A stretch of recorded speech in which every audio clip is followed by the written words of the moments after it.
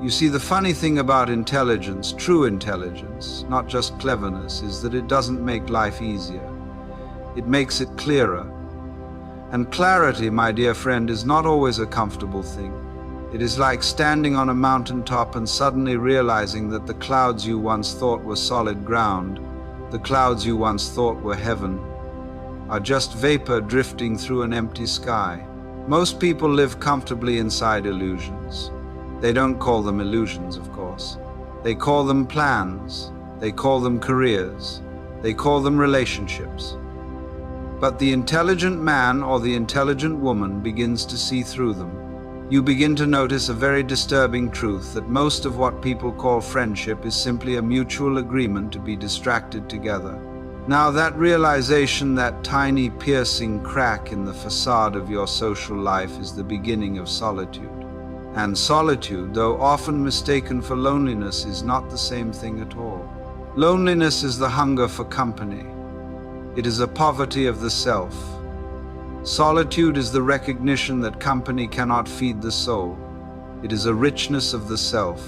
When you begin to see reality as it is, without your filters, without the social masks, without the endless chatter of approval and belonging, you begin to walk alone. Not because you dislike people, not because you are arrogant or cold, but because you can no longer pretend. You can no longer play the game. When one awakens from an illusion, one inevitably loses the crowd, because the crowd lives within the illusion. The crowd feeds on comparison. It feeds on gossip. It feeds on validation. It feeds on the noise that hides the silence. But the intelligent person, the one who has begun to see, finds silence more truthful than noise. And so very often you find yourself sitting quietly in a cafe corner, while others talk endlessly about the weather or the latest scandal or who said what about whom. You smile politely, you nod, but inside you are light years away. Because you realize something others do not, that most conversation is simply a way of running away from ourselves. Now, the intelligent person doesn't hate this. They don't judge it. They simply outgrow it. Just as a child outgrows toys, the mind outgrows certain amusements. You find that the thrill of belonging no longer satisfies you because you have seen the price tag attached to it. The price of conformity. The price of pretending to be someone you are not just to stay loved. That is why very often the wise and the insightful are misunderstood. People say he is distant, she is strange, he never joins us anymore. But they don't understand. They don't understand that the intelligent mind cannot force itself back into blindness once it has seen. You cannot unsee the truth. You cannot unlearn awareness. Once the curtain falls, the play loses its magic. And so you walk alone, not in bitterness, but in awareness. You become a wanderer of the inner world. You search not for company, but for connection. Not for entertainment, but for meaning. And meaning, my friends, is a rare thing. To find someone who truly understands, who listens without the intention to reply, who speaks without performing, is one of the rarest gifts in life. This is why smart people often have no friends, because they do not settle for noise when they have tasted silence. They do not chase validation when they have found understanding. They prefer the peace of their own thoughts to the chaos of other people's confusion. And though this path is lonely at first, it is also the most honest. For when you walk alone, you finally hear the sound of your own soul. But here is the paradox. And this is where most people misunderstand the nature of your solitude. The intelligent person is not avoiding people. They are seeking truth. And truth, you see, cannot be found in crowds. It appears in moments of stillness, like a reflection that only shows when the water is calm. So when you see the intelligent man sitting alone, don't pity him. He is not lonely. He is listening. He is watching the world reveal itself without the distortions of need or noise. He has not rejected society. He has simply refused to be deceived by it. Now, once a person begins to live in this state of solitude, something remarkable happens. At first, the silence feels heavy. It feels as if the walls of the world have closed in on you. But soon you begin to notice that the silence isn't empty at all. It is full. It is full of subtle movements, of delicate thoughts, of the breath of life itself. You begin to see that most people avoid silence because they are afraid of what it reveals their own thoughts. They fear meeting themselves. But the intelligent person, once he stops resisting, begins to discover that his own mind is not an enemy. It is a vast landscape, uncharted, filled with mysteries deeper than any conversation could ever reach. So he starts to explore it. He sits quietly and observes. And he begins to understand that everything he ever sought in friendship, validation, warmth, laughter, understanding already exists within him. It was never missing. It was only covered up by the noise of constant companionship. You see, when you are alone long enough, the boundaries between you and the world begin to fade. You realize that the tree outside your window, the sound of rain, the flickering of light through the curtain, all of it is a kind of conversation. Life is speaking to you, just not in words. And the intelligent person learns to listen to this language. But of course, society doesn't understand this kind of listening. It glorifies noise. It glorifies constant activity, constant updates, constant chatter, constant interaction. We have confused activity with meaning. People think that if you are not surrounded by others, you must be missing something. But the intelligent person knows the truth. Sometimes the crowd is what makes you feel most alone. And here is the subtle truth that is hard to swallow. The more deeply you think, the fewer people there are who can follow you. Not because they lack intelligence, but because they have chosen comfort over awareness. They want the warmth of the illusion, not the clarity of the truth. And truth, when spoken plainly, is often uncomfortable. So the intelligent person speaks less, not out of pride, but out of precision.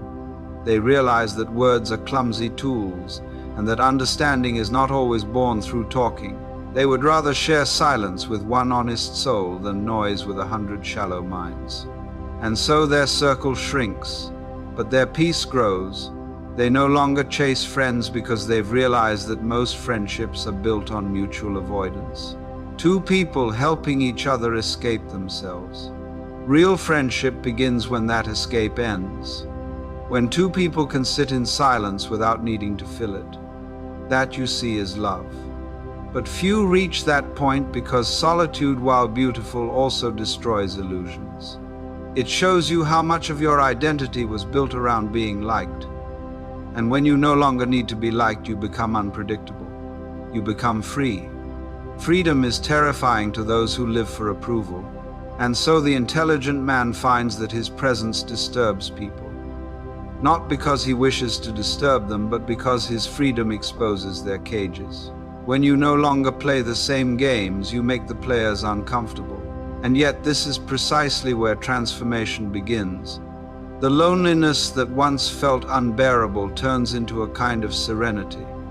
The silence that once echoed becomes music. And the lack of friends becomes the space in which something new is born, authenticity. You see, it is only when you stop pretending that real connections can appear. When the intelligent person stops adjusting themselves to fit the world, they begin to attract those rare few who understand them without masks. The world may call them loners, but in truth they are the most connected of all, not through quantity but through quality. So the journey of solitude is not a punishment, it is a purification. You are being emptied so you can be filled with something real, and in that process every false friendship, every shallow bond, every illusion of belonging must fall away. Only then does the intelligent person realize that no friends does not mean no love. It means no pretending. It means every bond that remains, even if it is only one, is true. When one has walked long enough in solitude, a strange thing begins to happen. The silence which once felt like exile becomes home. The very same aloneness that once felt like a curse begins to reveal itself as a blessing. A kind of unseen garden growing within you. You start to realize that you are not truly alone. You are surrounded by life. Every leaf trembles with intelligence. Every breeze carries whispers of eternity. The problem was never that you had no one. The problem was that you could not see. The intelligent person begins to see not through the eyes of the ego, but through the eyes of awareness itself. And through those eyes, something miraculous occurs. The separation between me and them begins to dissolve. The world which once appeared crowded with strangers becomes a reflection of your own consciousness. You begin to feel connected not to personalities but to presence, not to words but to being. You see, the ordinary man seeks friends to fill a void, to feel complete. But the intelligent man realizes that the void is an illusion. There is no hole to fill, only the mistaken belief that one ever existed. The mind invents loneliness. The soul never knew it. This realization changes everything. For the first time, you begin to love without needing anyone to love you back. You begin to listen without waiting to reply. You begin to give not as a transaction, but as an overflow. And then very quietly, life starts to return the gesture. You begin to meet people, not many, but a few, whose eyes hold the same knowing. You recognize them instantly, not because they resemble you in habit or belief, but because their silence feels like your own. It is as if two waves have remembered they belong to the same ocean. This is what I call real friendship. A meeting of awareness, not of personalities, not of social convenience, but of being itself. And the beautiful irony is that you only discover such friendship when you've stopped looking for it. When you no longer need anyone to complete you, you begin to attract those who are already complete. So yes, smart people may have few friends, but the few they have are real. And beyond those few, they are friends with existence itself. The wind, the stars, the quiet hum of being, these are their companions. They have traded popularity for peace, and in doing so they have discovered a richer belonging than the crowd could ever offer. So if you find yourself alone today, do not rush to escape it. Do not fill the silence with noise or the space with strangers. Sit with it, listen to it, because somewhere in that stillness you will hear the voice of your own being whispering. You were never alone, you were just learning to meet yourself. And that is the beginning of real friendship. Not with the world, not with others, but with existence itself. For when you befriend life, life befriends you. And then whether you are surrounded by many or walking alone beneath the stars, you will know you are home.